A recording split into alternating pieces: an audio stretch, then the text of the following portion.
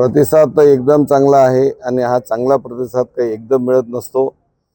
मी 2019ची विधानसभा हरल्यानंतर सुद्धा 5ही वर्ष लोकांच्या जनसंपर्कात राहिलो, लोकांच्या सुखादुःखात सामील झालो आणि जेव्हापासून माननीय आमदार एकनाथ शिंदे साहेब राज्याचे मुख्यमंत्री झाले तेव्हापासून न भूतो न भविष्यती जवळपास 450 कोटी रुपयाचा निधी या मतदारसंघामध्ये मी आणला। देऊळगावच्या शहर 180 कोटी असेल, सिंदखेडा 100 कोटी असेल, बाकीचा इतर ग्रामीण भागामध्ये जो निधी आणला त्यामुळे लोकांमध्ये हे पूर्ण ठासून भरलं की सिंदखेडा मतदारसंघाचा विकास हा डॉक्टर शशिकांतच खेडेकर करू शकतात आणि त्या विकास कामाच्या भरोश्यावरती मला पूर्ण विश्वास आहे की पुनश्च विजय मला या मतदारसंघामध्ये मिळाल्याशिवाय राहणार नाही। सिंदखेडराजा मतदारसंघामध्ये बंडखोरी कोण केली या विषयावर चर्चा सुरू होती।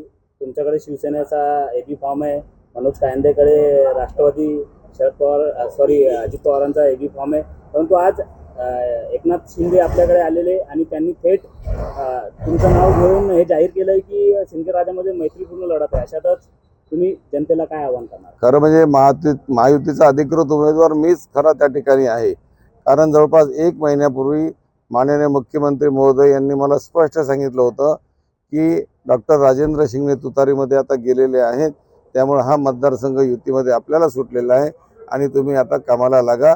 1 महिन्यापूर्वीच मुख्यमंत्री महोदयांनी मला याची कल्पना दिलेली होती।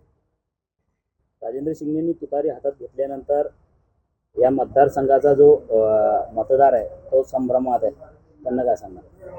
नाही, आता त्यांनाही माहिती मी परंपरागत त्यांना लढत देणारा या मतदारसंघातला एक उमेदवार आहे आणि त्यांना खऱ्या अर्थानं लढत मीच या मतदारसंघात देऊ शकतो हे त्यांनाही माहिती होतं आणि म्हणून माझे मत जसं 2019 मध्ये माझ्याच मतामध्ये विभागणी झाली तशीच विभागणी 2024 मध्ये करण्याच्या दृष्टिकोनातून आपलीच काही मंडळी राष्ट्रवादीमध्ये ठेवली आणि त्यांच्या माध्यमातून हा एक कॅन्डिडेट त्यांनी त्या ठिकाणी बळीचा बकरा केला असं मला त्या ठिकाणी सांगावंसं वाटतं।